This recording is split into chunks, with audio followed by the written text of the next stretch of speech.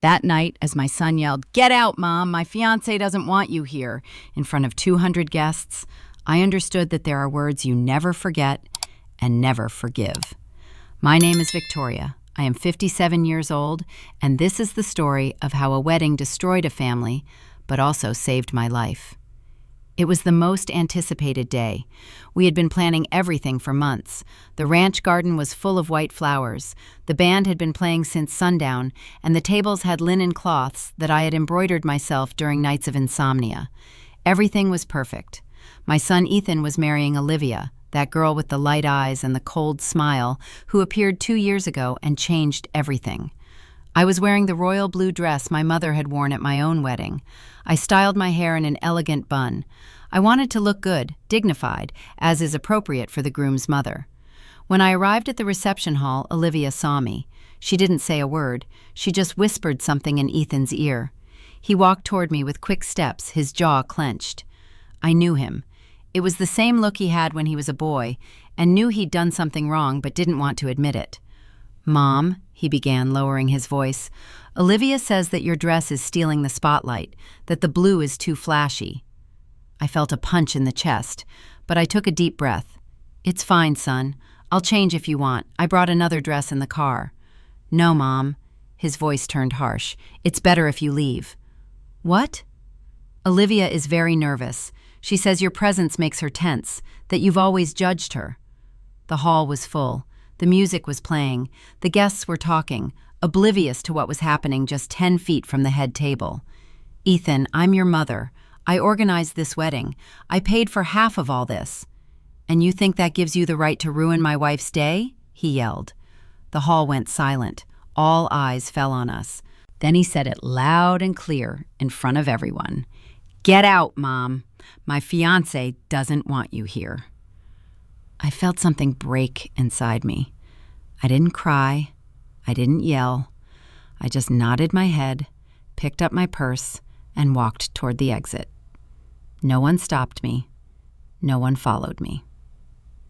I got in my car and drove back to the ranch. The keys were hanging on my neck, as always. Those keys my father left me before he died, along with the land, the house, the legacy of 4 generations. The same keys Ethan had wanted ever since he got engaged to Olivia. I got home. I took off the blue dress. I folded it carefully and put it in the closet. I didn't sleep that night. But the next day, when the phone rang and I saw his name on the screen, I knew everything was about to change. I took a deep breath and answered. Sometimes we trust the wrong people too much. Have you also been disappointed by someone you loved? Tell me your story in the comments. I want to read it. "Mom," his voice sounded tired over the phone. "Can you come to the ranch? We need to talk." I hung up without answering.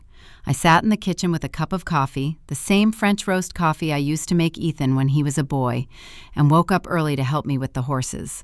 Because that's how it was before. Before Olivia, my son and I were a team. After his father died 15 years ago, it was just the 2 of us and the ranch. We learned to survive together. Ethan was 12 years old when I became a widow. He was a quiet boy with big hands and sad eyes who tried to be strong for me. "Mom, I can fix the fence," he would say, carrying tools heavier than he was. "No, my love, you are still a child." "Not anymore, Mom. I'm the man of the house now." And he tried. God knows he tried. We grew up on this land together. He learned to herd cattle, to repair tractors, to negotiate with suppliers when I didn't have the strength to do it. He hugged me when I cried at night. When I missed his father so much, I felt like I couldn't breathe. "Everything is going to be all right, Mom. I promise."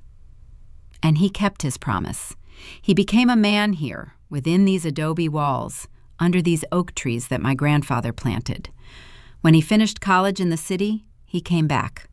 "Mom, my place is here with you on the ranch." It made me so happy to hear that. We worked side by side. I kept the accounts, he took care of the livestock. In the evening, we would sit on the porch to watch the sunset with coffee and a donut. "You know, Mom," he would say, "one day my kids are going to grow up here just like I did. They're going to run through these same yards, They're going to learn to ride the same horses. I hope so, my love. I hope you find a woman who loves this land as much as we do. He would smile. I'm going to find her. I promise you. But it didn't happen that way. He met Olivia in a downtown New York bar during a business meeting. She was a successful, modern business administrator. She wore high heels and expensive perfumes. She talked about investments and returns. The first time he brought her to the ranch, I saw the look of disappointment on her face. "You live here?" she asked, looking at the old walls, the dark wood furniture, the black and white photographs of my grandparents. "We live here," Ethan corrected her. "It's beautiful, isn't it?"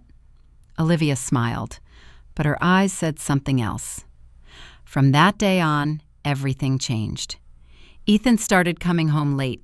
He stopped sitting with me on the porch. He talked about selling cattle, about modernizing, about turning the ranch into an event venue. "Mom, Olivia has good ideas. We could earn a lot of money." "This isn't a business, Ethan. It's our home." "It's both, Mom, and we have to be realistic." That word, realistic, he had never used before. The ranch keys hung on my neck, the same ones my father handed to me before he died, with tears in his eyes. "Victoria, this land is your inheritance. Don't let anyone take it from you, not even your son." At the time, I didn't understand why he said that. Now I did. The phone rang again. It was Ethan again. This time, I answered. As I tell all this, I wonder where you might be listening to me. Write the name of your city in the comments. "Mom, please, I need the ranch keys." His voice sounded different, colder, as if he were reading a script someone else had written for him. "What do you need them for, Ethan?" Silence on the other end of the line. I heard voices in the background. A woman's voice, Olivia. "Olivia and I want to make some changes. You know, modernize a little. Maybe remodel the main living room. Change the old furniture." "Those old pieces of furniture were made by your great-grandfather with his own hands." "Mom, please don't start. Yesterday was enough drama." "Drama?" I felt my voice crack. "You threw me out of your wedding, and I was the dramatic one. You decided to wear that dress knowing that, Ethan, that was your grandmother's dress, the same one she wore when she married your grandfather on that same ranch you now want to remodel." Another silence, longer, heavier. "Mom, things change. Traditions change. Olivia is right. We can't live in the past." Olivia is right. Those 3 words that began to define my son ever since he met her. "When are you coming home?" I asked, trying to change the subject. "That's the point, Mom. Olivia and I are not going to live there anymore. We're going to stay in the city apartment. It's more practical for her job." I felt as if someone had sucked the air out of my lungs. "But you said you were going to raise your children here, that this was your home." "And it is. But I also need to build my own life with my wife." My wife. He no longer said her name with affection. He said it like someone signing a contract. "So why do you need the keys?"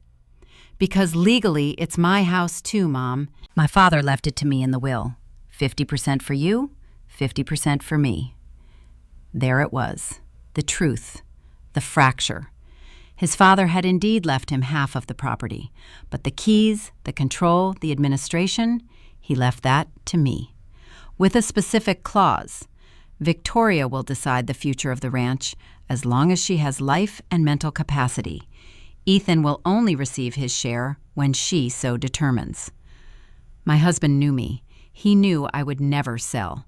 He knew I would protect this land even from our own son, if necessary. "The keys stay with me, Ethan." "Mom, don't be childish. We just want to make a few changes. Maybe rent the ranch for events, weddings, 15-year-old birthday parties. We could generate extra income, turn our home into a business. It's an opportunity. Olivia has already talked to an architect. We could expand the garden, build a new patio, put in an air-conditioned ballroom." "No, no, no, Ethan. This house is not for sale. It is not available. It is not a project." "But it's mine, too." That scream, that tone, it was the voice of a stranger. "Your father left you this land for you to protect it, not to exploit it. My father is dead, Mom. He's been dead for 15 years, and you keep living as if he were going to come back tomorrow. I fell silent. His words cut through me like knives. I'm sorry, Mom. I didn't mean— Yes, you did. My voice came out calm, too calm. And that's fine. You're right. Your father is dead, and I have lived all these years taking care of what he loved, what he built, what he dreamed for you. Mom, but maybe you're right. Maybe it's time for everyone to live their own lives. What do you mean? I mean that the keys stay with me, that the ranch remains my responsibility, and that you too can build the life you want somewhere else. Are you kicking us out? No, I'm giving you what you asked for. Your space, your independence, your own life. I heard Olivia talking in the background, pressing, annoyed. Ethan answered her in a low voice. Mom, Olivia says you're being selfish, that you're clinging to material things. Ethan, I interrupted him. Yesterday, when you yelled at me in front of all those guests, when you asked me to leave your wedding, there was a woman sitting near me. I didn't know her, but before I left the room, she took my hand and said something to me. Do you know what she said? What did she say? Ma'am, when a son chooses between his mother and his wife, he has already made his choice, and you must respect that choice. But you must also respect yourself. Mom, it's not a competition between you and Olivia. No, my love, it's not. Because in a competition, both sides want to win. And I don't want to compete anymore. I just want peace. And the keys? I touched the necklace where they hung. Cold, heavy, full of history. The keys stay where they have always been, with me, until the right moment to hand them over comes. And when will that moment be? When you have a heart that deserves them. I hung up before he could answer. I sat in the kitchen for hours. The coffee cooled in the cup. The afternoon shadows began to fill the house. I walked through the empty hallways. I touched the adobe walls. I looked at the old photographs. My father in his cowboy hat. My mother with her silk shawl. Ethan as a child riding his first horse. In my husband's study, on the wooden desk, was the last letter he wrote me before he died. I had read it so many times I knew it by heart. Victoria, my love, if you are reading this, it is because I am no longer with you. Forgive me for leaving you alone with so much responsibility. Take care of the land. Take care of our son. But above all, take care of yourself. Don't let anyone make you feel less than you are. The strongest woman I have ever known. I love you always. That night, for the first time in 15 years, I didn't cry for my dead husband. I cried for my living son, because there are pains that are worse than death, like watching someone you love turn into someone you don't recognize.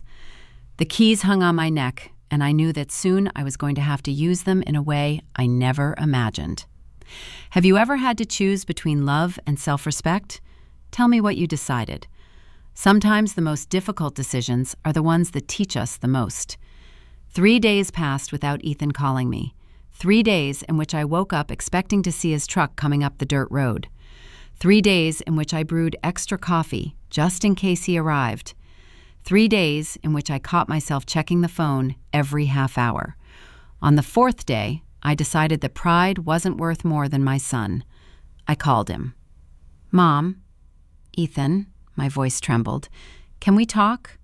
Silence. I heard him say something to someone else, to her. Sure, Mom, tell me. Not over the phone. Come home. I'll make dinner for you and Olivia. I want us to start over. More silence. Whispered voices in the background. Olivia says she doesn't know if it's a good idea. I swallowed the lump in my throat. Please, son, let me make this right. Let me get to know her better. Maybe I haven't been fair to her. The words burned my mouth because I didn't mean them, but I needed to say them. Really, Mom? Really. Come tomorrow. I'll make meatloaf, the one you like, an apple cobbler for dessert. I heard his voice soften. My boy was still there somewhere beneath all those new layers. All right, we'll come tomorrow, around 7. Perfect. I'll be waiting. I hung up and stared at the kitchen, the old iron stove where my mother taught me to cook, the clay pots I inherited from my grandmother, the hand-painted tiles we brought from New Orleans when we got married. Was I really willing to give in, to trade my peace for his presence? Yes, I was, because that's what mothers do. We bend, we break, but we don't let go. I spent the entire next day preparing dinner. I kneaded the dough with my own hands. I cooked the turkey low and slow. I set the dining room table with the embroidered tablecloth, the wax candles, the china plates we only used on special occasions. I put on a simple, beige, discreet dress, nothing that could steal the spotlight from anyone. I put my hair up. I wore the pearl earrings my husband gave me on our 10th anniversary. The keys hung on my neck, hidden under the dress. At 10 minutes to 7, they arrived. When I saw Ethan's truck park in front of the house, my heart sped up as if I were a child waiting for her father. How pathetic, I thought.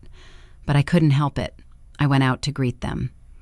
Ethan got out first. He was wearing a white shirt, dark jeans, his hair slicked back with gel. He looked handsome. He looked different, like an actor playing the part of my son. Olivia got out next. A tight, wine-colored dress, high heels, straight, perfect hair, impeccable makeup. She carried a designer handbag on one arm and her phone in her hand. "Good evening, Victoria," she said with a smile that didn't reach her eyes. "Olivia, it's nice that you came. Come in, please." Ethan gave me a kiss on the cheek. Quick, forced. "Smells good, Mom. It's your favorite meatloaf." They entered the house.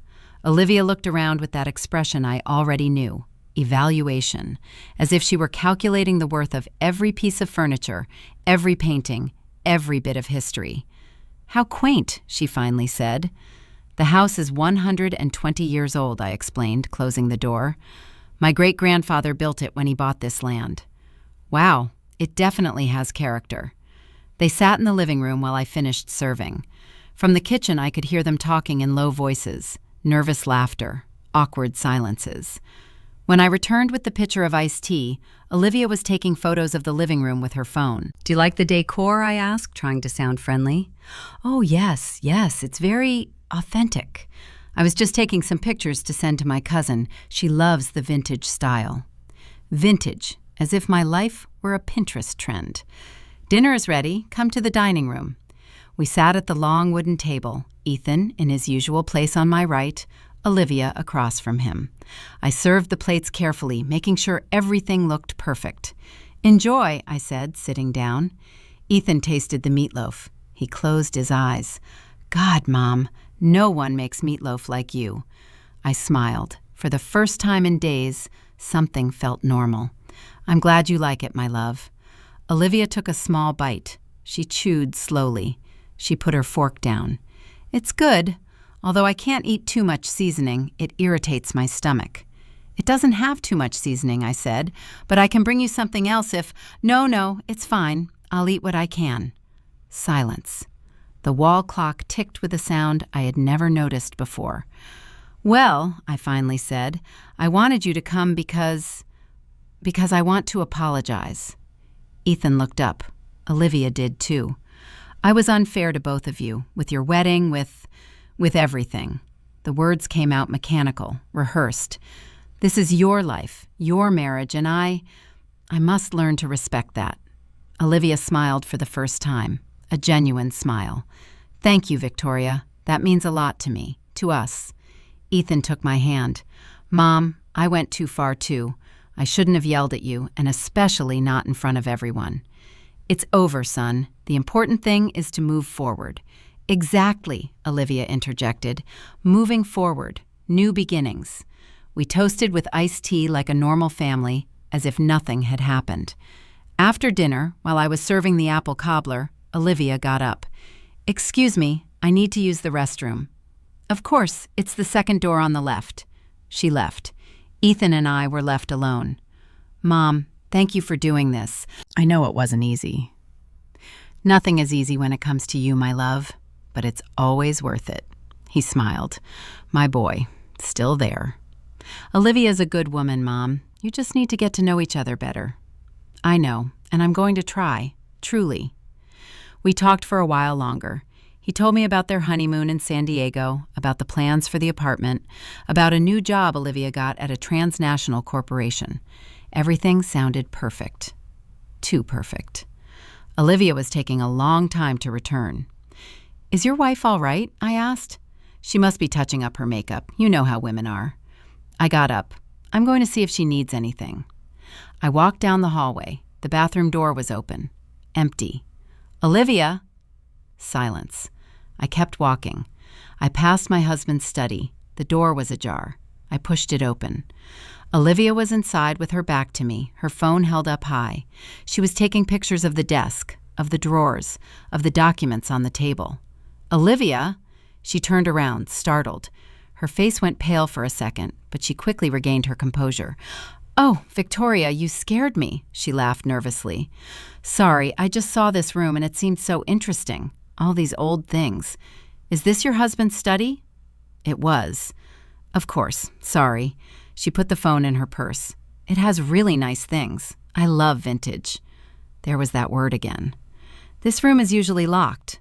The door was open. I thought I could come in. "Sorry." "Yes, don't worry. Let's go back to Ethan."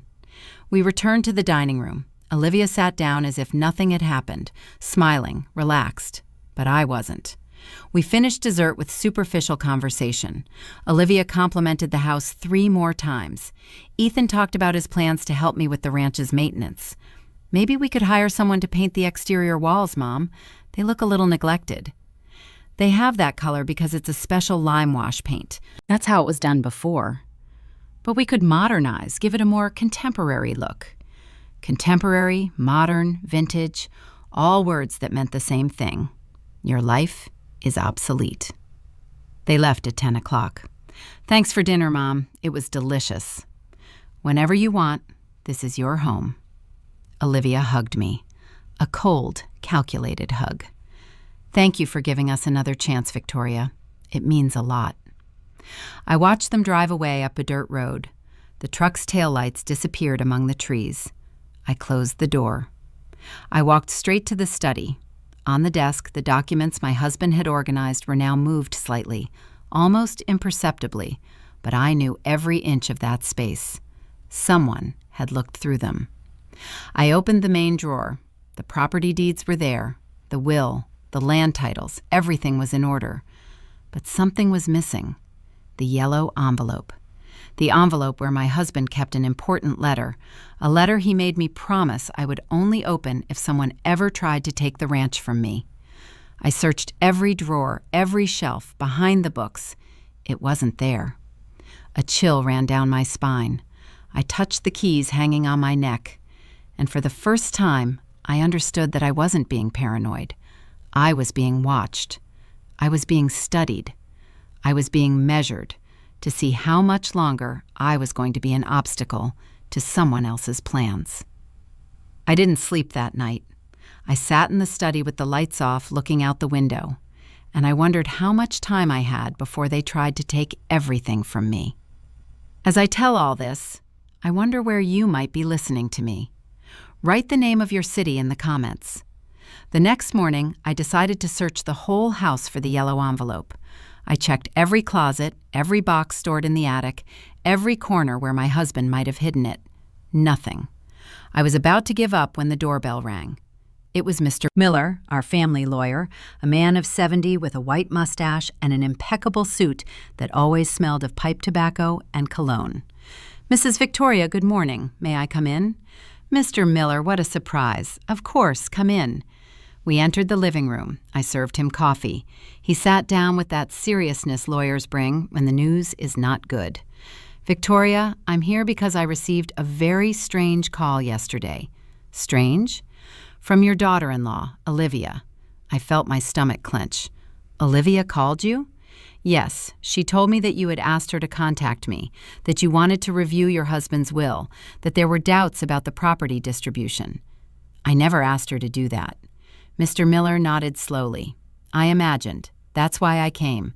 Victoria, that young woman asked me very specific questions. She wanted to know if Ethan's 50% was transferable, if he could sell his share without your consent, if there was any clause that gave you absolute power over the ranch." "And what did you tell her?" I told her that information is confidential, that I can only discuss it with you or your son in your presence. She got quite annoyed. He took a sip of coffee. Victoria, is something happening that I should know about? I told him everything. The wedding, the yelling, the dinner, the photos in the study, the missing envelope. Mr. Miller listened in silence, frowning. That envelope you mentioned was the one containing your husband's letter. Yes. Do you know what it said? I know your husband asked me to draft a document years ago, shortly before he died, but he never told me what it contained. He only asked me to certify his signature and keep it in a sealed yellow envelope. Do you have a copy? No, your husband was very clear. Only one original in your hands. He told me it was a protection, an insurance. Against what? Mr. Miller looked at me with those tired eyes that have seen too many family tragedies. Against this, I suppose. Against the day someone tried to take what is yours. He left half an hour later, but not before warning me. Victoria, be careful. I've seen cases like this. When money and property are involved, people change, even family. Ethan is not like that. Ethan, maybe not, but Olivia? I didn't answer because I had no answer. That afternoon, I received a text message from Ethan.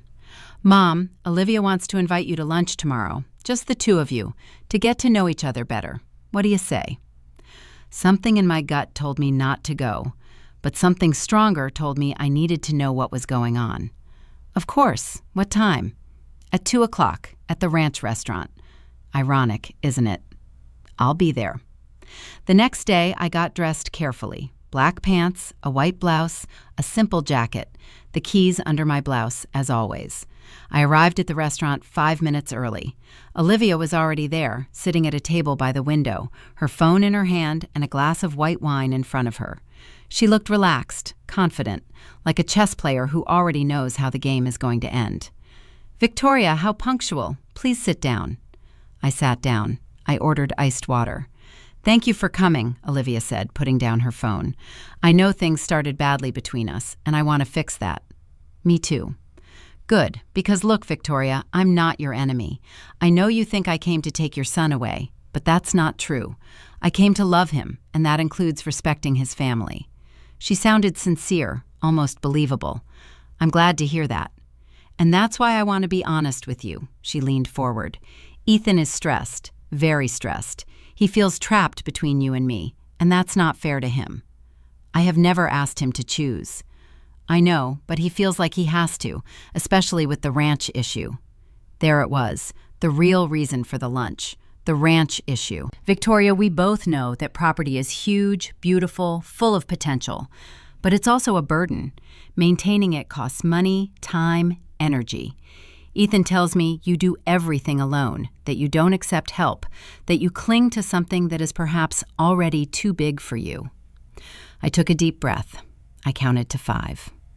The ranch is my home, not a burden. Of course it's your home. No one says otherwise.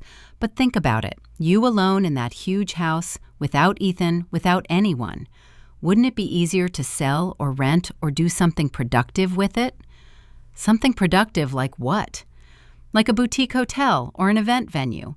I have contacts in the industry. We could do something incredible, modern, profitable. You would receive profits without having to worry about maintenance. And who would manage it? Olivia smiled. Well, I have experience in administration. We could form a partnership. You put up the property, we put up the work. Shared profits. And the keys? Excuse me? The keys. Who would have them? Her smile faltered for a second. Well, obviously we would need complete access to do the renovations, to show the place to potential clients. So you would live there? We wouldn't necessarily live there, but we would need full use of the property. It's the only way the business can work. I took a sip of water slowly, feeling how every piece of the puzzle clicked into place. And where would I live? Wherever you want. You could buy an apartment in New York City, something more comfortable, no stairs, not so much work. At your age, Victoria, you should be enjoying life, not killing yourself in a 19th century house. At your age, those 3 words that say you're already old, you're useless, it's time for you to get out of the way. Was this your idea or Ethan's? It was both our idea. Ethan is worried about you. He's afraid something will happen to you there alone, that you'll fall down the stairs, that you'll get sick and no one will be around to help you. It's for your own good, Victoria." How considerate. Olivia didn't detect the sarcasm in my voice, or she didn't care. "So what do you say? Can we at least consider the idea? Talk to an architect? Look at the numbers?" "No." Her smile froze. No, Olivia. The ranch is not for sale. It is not available for business. It is not open to partnerships. It is my home, and it will continue to be my home until the day I decide otherwise. But Ethan is an owner too. Ethan owns 50% of the property, but I have complete control over its use and administration. That's what my husband stipulated in the will. That's unfair. No, it's protection. Olivia put down the glass with more force than necessary. "Victoria, I don't want to sound rude, but you're being selfish. That property could change your son's life, your family's life, and you cling to it as if it were more important than us. It's not more important. It's different. The ranch is a legacy. You are temporary." She turned pale. "Temporary? Marriages can end, Olivia. Businesses can fail. Promises can be broken. But the land remains." I stood up. I left some money on the table to pay for my water. "Thank you for the invitation, but I think we have nothing more to talk about." "Victoria, wait. Give my son my best. Tell him that when he wants to see me, he knows where to find me." I left the restaurant with my heart pounding, but my legs firm. I got in my car. I sat for a moment, breathing. I took the keys from under my blouse. I held them in my hand, cold, heavy, real. And at that moment, I knew the war had already begun. Only this time, I wasn't going to give up. Has anyone ever made you feel like you are an obstacle in their way? How did you face it? That night, as I was preparing chamomile tea in the kitchen, I heard the sound of a truck coming up the road. It was 11 o'clock at night. My heart raced. I thought of Ethan, that maybe he had come to talk to me, to apologize, to tell me that Olivia was wrong. But when I opened the door, I saw it was Mr. Miller's car. He got out quickly, with a manila envelope in his hand and an expression I hadn't seen before. "Victoria, forgive me for the hour, but you need to see this." "What is it, Mr. Miller?" We went into the living room. He didn't sit down. He placed the envelope on the table carefully, as if it contained something dangerous. "After our conversation yesterday, I kept thinking about that document your husband asked me to certify. I went to the archive in my office. I looked through all the old files, and I found this." He opened the envelope. He pulled out a yellowed sheet with my husband's handwriting. "It's a copy, the only one I made without him knowing. I did it because your husband was very ill when he came to see me, and something in his tone made me think that this document was important, that perhaps you would need it someday." I took the sheet with trembling hands. It was a handwritten letter dated 3 weeks before my husband died. I started to read. "Victoria, my love, if you are reading this, it is because someone is trying to take the ranch from you. And if they are trying, it means I was right. 2 months ago, when I went to the hospital for my last tests, I met a man in the waiting room, an older man, sick like me. We started talking. He told me his story. He said he had an only son whom he raised alone after his wife died, that he gave him everything, education, values, the complete family inheritance. But when his son got married, everything changed. The daughter-in-law began to manipulate him little by little, first with kind words, then with ideas of modernization. Finally, she convinced him to sign a power of attorney. She told him it was to help him with the procedures for his illness. The man signed, and 2 weeks later, his son and daughter-in-law sold his house. They put him in a nursing home. They kept everything. When he told me this, that man was crying. He told me, "It wasn't my son who betrayed me. It was my manipulated son. But the result is the same. I died alone, without my home, without my dignity." Victoria, that story haunted me until my last night, and I understood that I needed to protect you, not from Ethan, but from whoever could change Ethan. That's why I drafted this letter. That's why I left the clauses of the will as I did. Not because I don't trust our son, but because I trust you.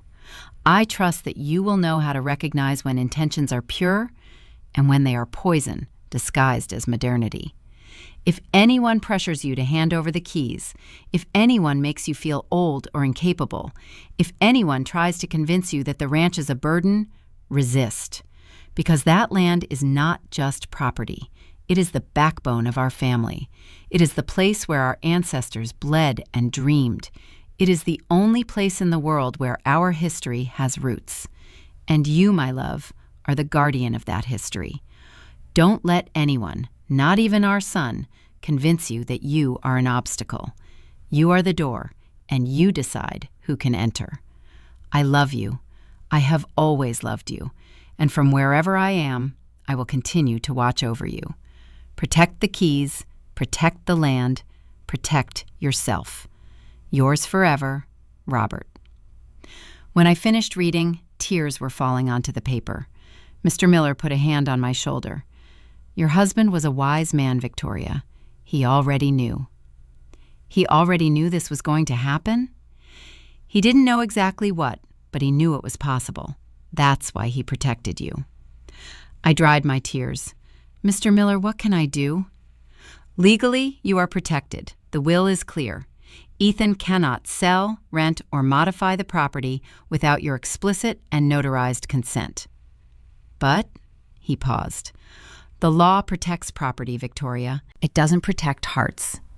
What do you mean?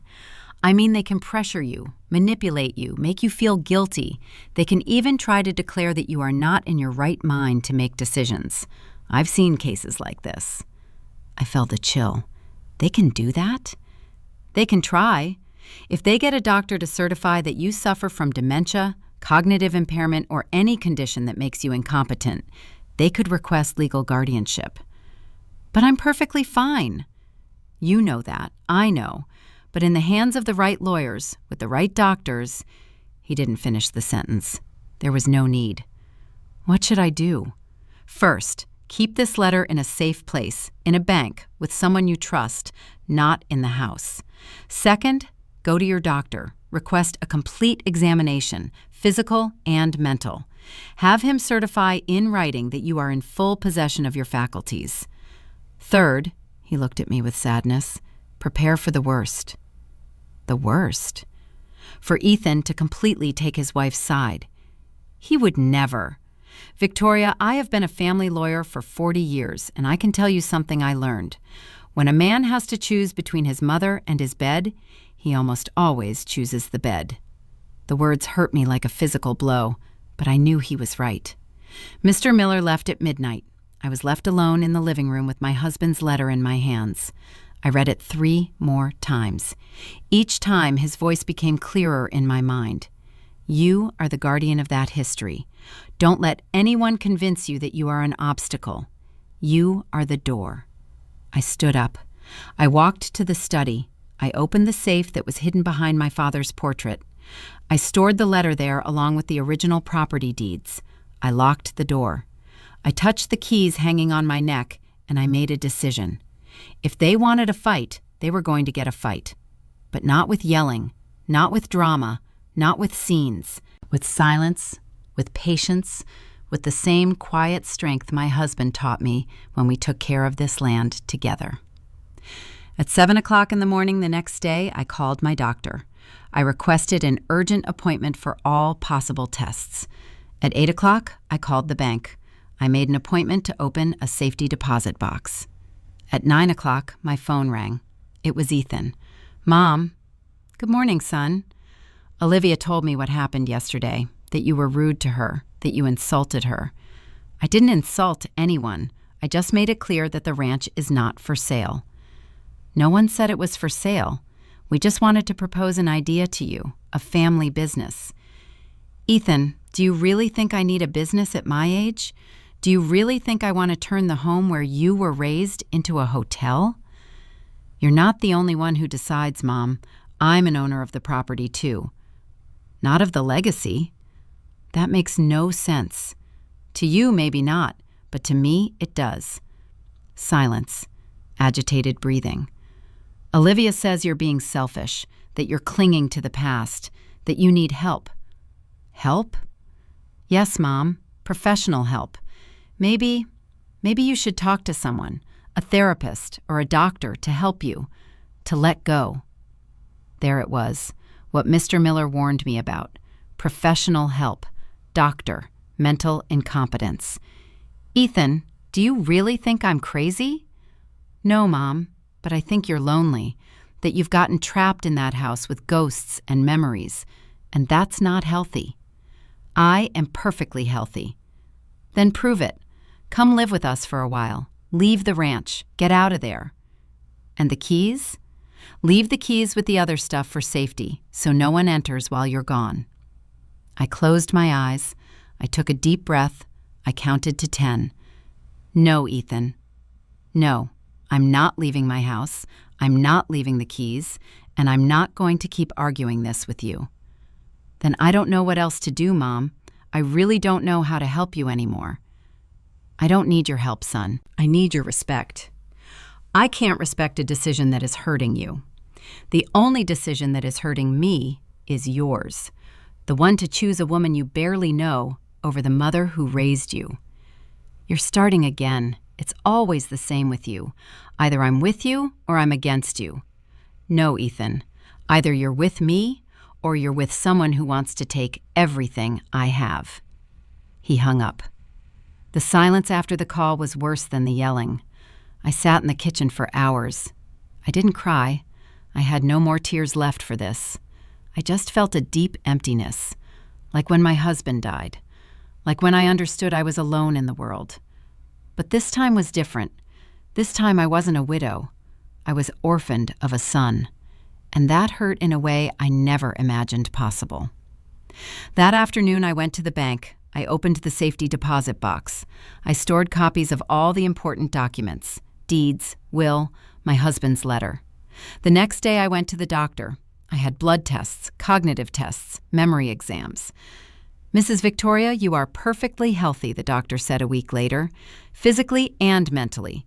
In fact, you have better health than many people 20 years younger. Can you give me that in writing? Of course. I stored the medical certificate along with the other documents, and I waited, because I knew this wasn't over.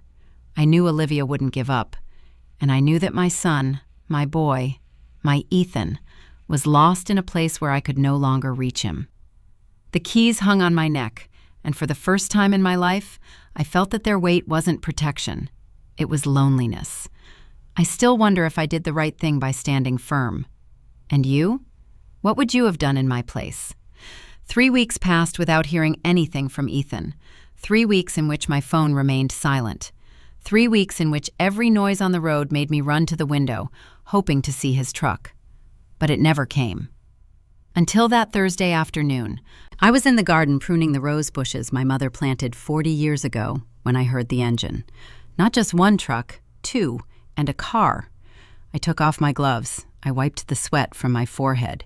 Ethan got out of the first truck, Olivia from the car, and 2 men with briefcases got out of the second truck. Lawyers, by the look of them. My stomach clenched. Ethan, what's going on? He wouldn't look me in the eye. He walked toward me with stiff steps like a soldier following orders. Mom, we need to talk inside. Who are they? They are attorneys Williams and Smith. They've come to help us resolve the situation. What situation? Olivia stepped forward, smiling, as if she were arriving at a party. Victoria, don't be nervous. We just want to clear up a few legal matters. Nothing serious. I didn't invite them in. Mom, please, Ethan said with a tired voice. Don't make this any harder. Something in his tone chilled my blood, but I opened the door. We all went into the living room. The lawyers sat on the sofa, Olivia in the main armchair. Ethan stood near the window, looking outside as if he wanted to be anywhere else. I sat across from them, the keys under my blouse pressed against my chest. Attorney Williams, a man in a gray suit and frameless glasses, opened his briefcase. Mrs. Victoria, good morning. I am Attorney Williams, legal representative of Mr. Ethan Robert Taylor. We are here today because my client wishes to exercise his rights as co-owner of this ranch. He already knows his rights and his limitations. Precisely why we are here. He pulled out some documents. We have reviewed your late husband's will, And although it is true that you have administrative control of the property, there is a clause that allows the co-owner to request the division of assets if he considers that the current administration is deteriorating the value of the estate. Deteriorating? This ranch is in perfect condition. Physically, perhaps, but economically. He placed the papers on the table. It is losing value. It generates no income. It has no productive use. And according to our calculations, the maintenance costs exceed any potential benefit. This is my home, not a business. Legally, ma'am, it is both. A private property with commercial value, and my client has the right to request that this value be protected. I looked at Ethan. He was still standing with his back to me, looking out the window. Ethan, did you ask for this? He didn't answer. Olivia did it for him. Victoria, Ethan only wants what's best for everyone, including you. Look at this place. It's huge, old, hard to maintain. You are alone here. What if you get sick? If you fall, if something happens to you and no one realizes it until days later. I have a phone. I have neighbors. You are 57 years old, Victoria, and even if you are healthy now, how many more years will you be able to handle this? 5? 10? And then what? Are you going to let this property deteriorate until it's worth nothing? It is worth more than you can understand. Not everything is measured in money. Attorney Smith, younger with a condescending smile, intervened. Ma'am, no one is questioning your emotional attachment, but we must be realistic. This property has a market value of approximately $3 million. If it were sold, it is not for sale. Or if it were rented for events, it could generate between $30,000 and $50,000 monthly. That's more than $500,000 a year, money that could benefit the whole family. I am not interested. Not even for your son's future, for your future grandchildren? The word grandchildren hit me like a fist. I looked at Olivia. She was smiling. She knew exactly which button she had just pressed. Victoria, I'm 3 months pregnant, Olivia said softly. Ethan is going to be a father. You are going to be a grandmother. The world stopped. What? Ethan finally turned around. His eyes were red. It's true, Mom. That's why we need to think about the future, about providing for our child, about giving him stability. I didn't know. Why haven't you wanted to know? Why have you been so busy fighting with us that you haven't realized what's going on? Tears began to burn my eyes, but I didn't let them fall. Congratulations, son, truly. Then understand, Mom, this isn't just about you and me anymore. It's about my child, your grandson. And he deserves to have parents who aren't stressed about money, who can give him an education, opportunities, a future. And I'm preventing that? You're not preventing it. You're just making things harder than necessary. Attorney Williams spoke again. Mrs. Victoria, my client is willing to reach an agreement. We don't want to go to court. We don't want to make this ugly. But if you do not cooperate, we will have to request the forced division of assets from a judge. And in that process, many things can come to light. Things that you might not want to be public. What things? Your age, your condition of living alone, your refusal to accept help. A judge could interpret that as senile stubbornness. They could question your capacity to make rational decisions. There it was, the threat Mr. Miller had warned me about.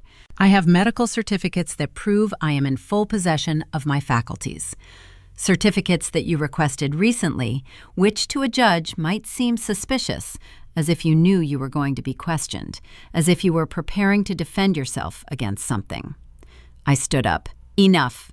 Everyone, out of my house. Mom, I said out. My voice came out stronger than I expected. This is my house, and as long as it is, I decide who comes in and who goes out. Olivia also stood up, her hands on her barely visible belly. Victoria, think about your grandson. Do you really want him to grow up knowing that his grandmother preferred an old house over his future? I want him to grow up knowing that his grandmother had dignity, that she didn't sell her soul or her history for money. It's not just money, Ethan yelled. It's my inheritance. It's what my father left me, and you're taking it from me. Your father left you more than property, Ethan. He left you values, principles, respect for what generations before you built. Those values don't pay the bills. No, but they let you sleep in peace. Ethan walked toward me. His face was red, his fists clenched. Give me the keys, Mom. No. Give me the damn keys! The scream echoed throughout the house. The lawyers looked uncomfortable. Olivia put a hand on Ethan's arm. Honey, calm down. It's not worth it. But he was out of control. I've been patient with you. I've tried to talk. I've tried to reason. But you don't listen. You never listen. It's always what you want, what you decide, what you need. And what about me? Don't I matter? You matter more than anything in the world. Then prove it. Give me what's mine. Give me my inheritance. Give me my future. I took off the necklace with the keys. I held them in my hand. Ethan extended his, expecting them, but instead of giving them to him, I pressed them against my chest. These keys are not your future, Ethan. They are your past. And until you understand the difference, you won't have them. His face contorted with fear, with rage, with pain, with something I couldn't identify. Then this is over. His voice came out cold, flat. I don't have a mother. The words pierced me like bullets. Ethan, a mother who loves her son more than a property doesn't do this. So you choose. Either you're on my side or you don't have a son. Don't make me choose that. I already chose for both of us. He turned to the lawyers. Prepare the papers. We're going to court. I want the division of assets. I want to sell my part, and I want her out of that house. Ethan, please. You will hear from our lawyers. He walked toward the door. Let's go, Olivia. Olivia looked at me with something that resembled pity, but behind her eyes, I saw triumph. I'm sorry, Victoria, truly. They all left. The lawyers first, then Olivia. Finally, Ethan. He didn't look back. He didn't say goodbye. He just got into his truck and drove away. I stood at the door with the keys in my hand, watching the 3 vehicles drive away up the dirt road. When the dust settled and the silence returned, I closed the door. I walked to the living room. I sat in the same armchair where my husband used to sit and read the newspaper every morning. And there, finally, I allowed myself to cry. I cried for my son, for the boy who used to hug me and tell me everything was going to be all right, for the man who was supposed to protect this legacy, not destroy it. I cried for the grandson who was about to be born, who would grow up without knowing me, without knowing where he came from, without understanding what his ancestors sacrificed for him to exist. I cried for my husband for not being here to help me, for leaving me alone with such a heavy burden. And I cried for myself, for the woman who had just lost her only son for defending what was right. But when I finished crying, I dried my tears, stood up, and hung the keys around my neck again. Because there was something Ethan didn't understand, something Olivia would never understand. Mothers lose battles. We lose children.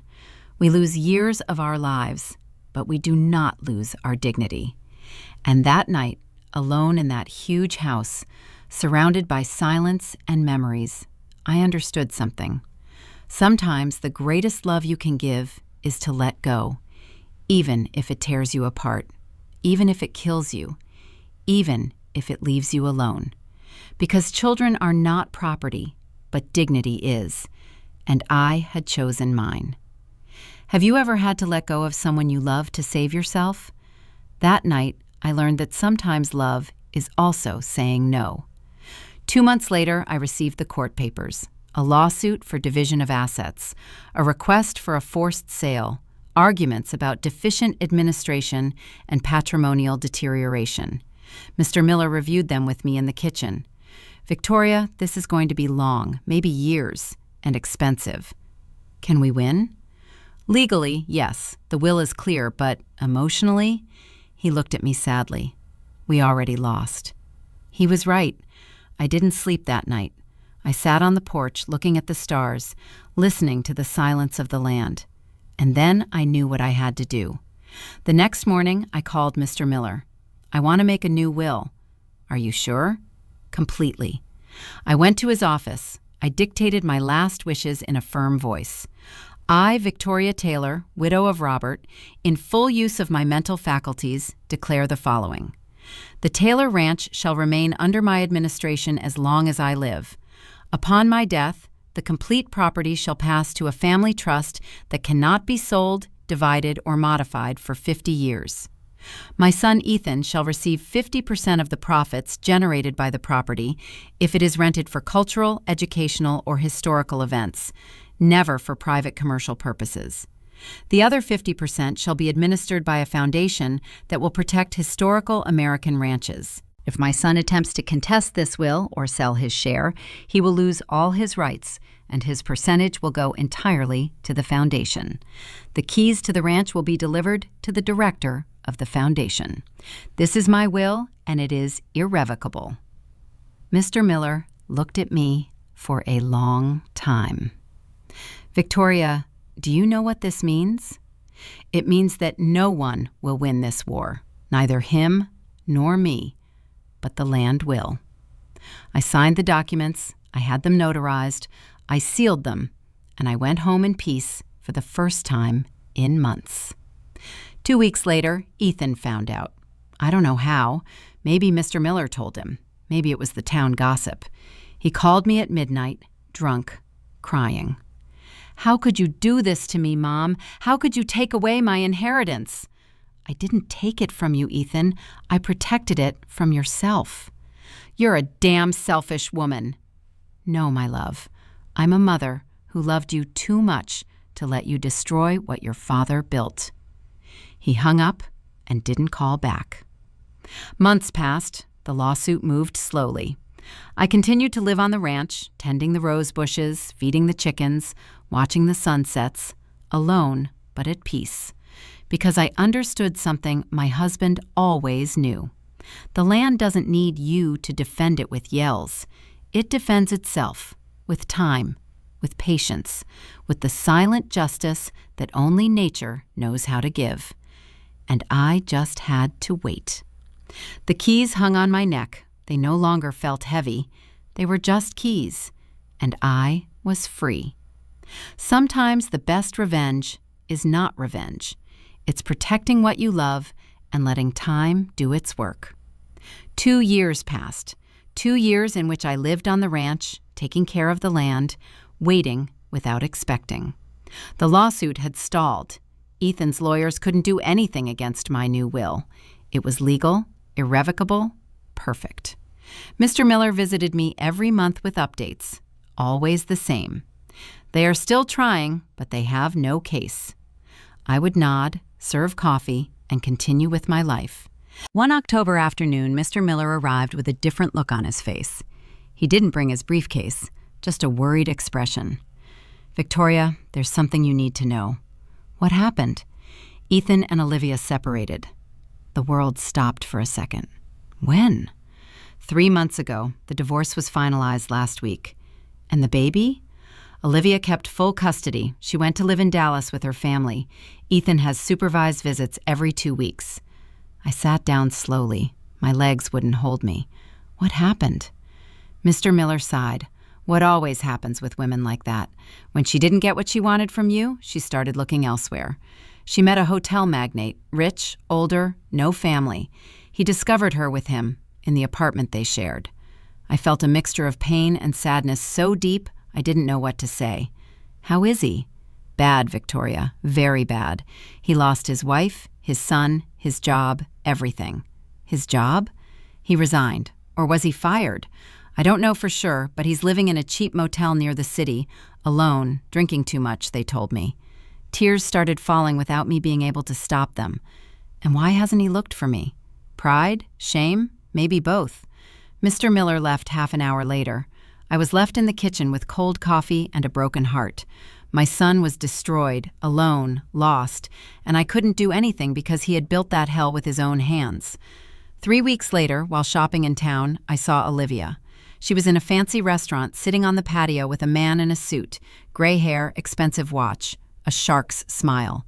She was laughing, flirting, shining as if nothing had happened, as if she hadn't destroyed my son, as if the baby who was supposedly her reason for taking the ranch from me didn't even exist.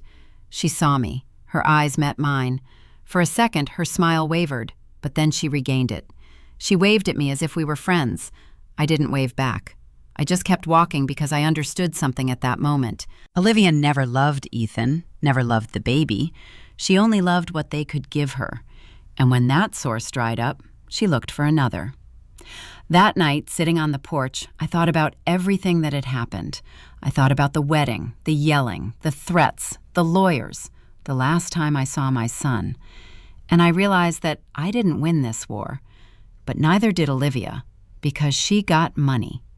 Yes, she got a new man, yes, but she lost something she will never get back. Peace. Because people like her are never satisfied. They always need more. They are always looking for the next opportunity, the next man, the next deal. And someday, when she is old and alone, she will understand that you can't buy what truly matters. My son also paid his price. He lost his family, his dignity, his future.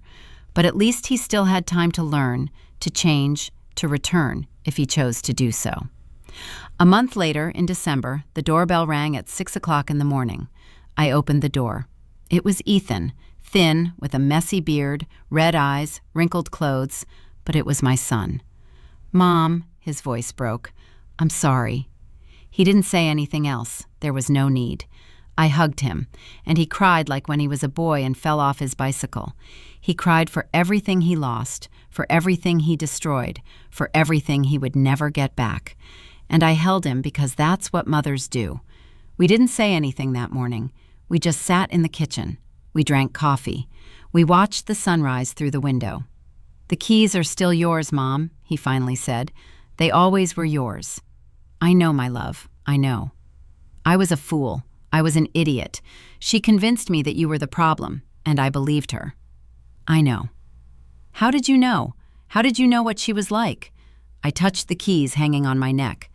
"Your father taught me to recognize when someone loves the land and when they only love what they can get from it." Ethan nodded. The tears were still falling. "I've lost everything, Mom. My son, my marriage, my job, my dignity." "Not everything. You still have me. And you still have time to build something new, something true." "I don't know if I can." "I didn't know either when your father died, but I did, and you can too." He stayed on the ranch that day, and the next, and the next. We didn't talk about the lawsuit. We didn't talk about Olivia. We didn't talk about the keys. We just worked together like before. We fixed fences. We fed animals. We watched sunsets. And slowly, my son began to return. Not the man who married Olivia, but the boy who once promised to take care of this land. Life always collects its debts. Olivia will be charged with the loneliness of living without roots, without history, without true love.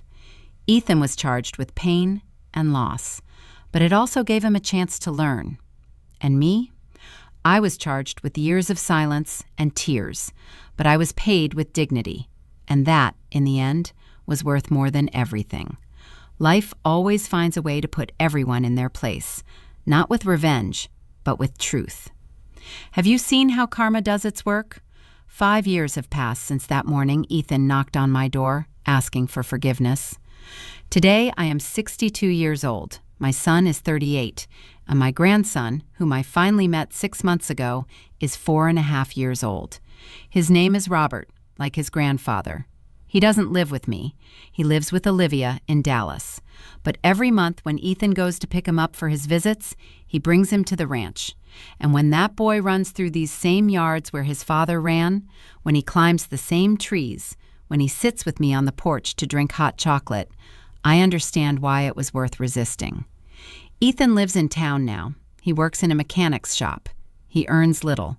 He lives in a small apartment, but he is sober. He is in therapy, and he is learning to be the man his father wanted him to be. The lawsuit ended 3 years ago.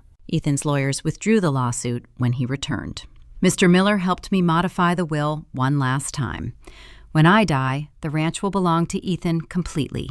No trusts, no foundations. But only if he proves for 10 consecutive years that he can take care of it without selling it, that he understands its value beyond money. If he fails, everything goes to Robert when he turns 25 years old. "Do you think I can do it, Mom?" Ethan asked me when we signed the new documents. "I don't know, my love, but I want to give you the chance to try." Olivia remarried last year to that hotel magnate she met. They live in a modern mansion. They travel the world. They post perfect photos on social media. Sometimes I see those photos and I wonder if she is happy. I don't think so, because I've learned that happiness doesn't come from having more. It comes from needing less. And she will always need more. I saw her one more time 2 years ago when she came to drop off Robert for summer vacation. She got out of her imported car in designer clothes with dark sunglasses that hid more than the sun. She looked perfect, as always. But when she took off her glasses to talk to me, I saw something in her eyes I had never seen before. Emptiness. "Victoria," she said with a smile that didn't reach her eyes, "the ranch looks good. You're still here." I'm still here. It must be quiet being alone without worries. It is quiet, I said, because I am where I belong. Something in my tone made her blink. I am also where I belong, she said quickly. My husband and I are very happy, very successful. We just opened our 3rd hotel. I'm glad to hear that. Awkward silence. Robert ran toward me shouting, "Grandma!" with that pure joy that only children have. I hugged him. I lifted him up. I spun him around. When I put him down, I saw Olivia looking at us with a strange expression, almost like envy. "Take good care of him," she said, getting into her car. "I'll be back in 2 weeks." She left without saying goodbye to Robert, without hugging him, without telling him she loved him. Because some people never learn that love isn't bought. It's built with time, with presence, with sacrifice.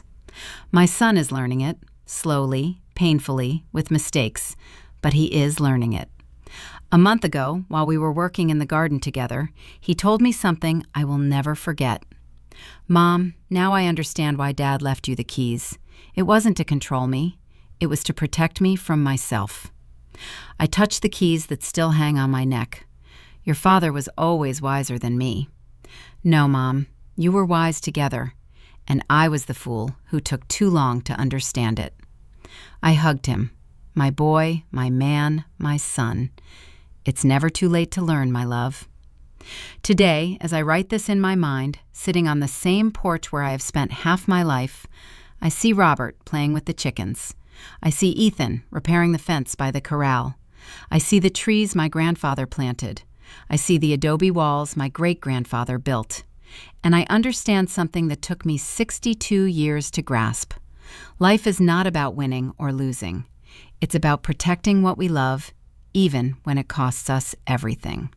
It's about knowing when to resist and when to let go.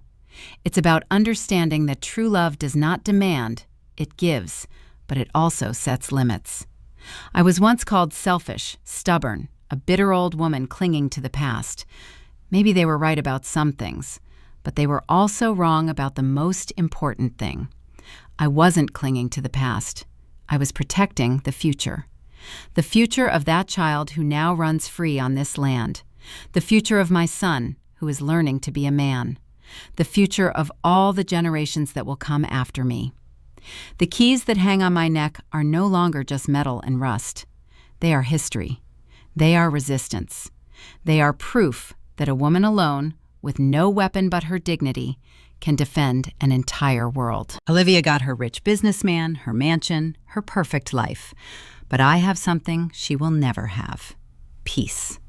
The peace of knowing that I did the right thing, that I did not sell out, that I did not betray those who came before or those who will come after. And that peace is priceless. If my story helps even one woman open her eyes, set boundaries, and defend what is hers, no matter who tells her she is wrong, then everything was worth it.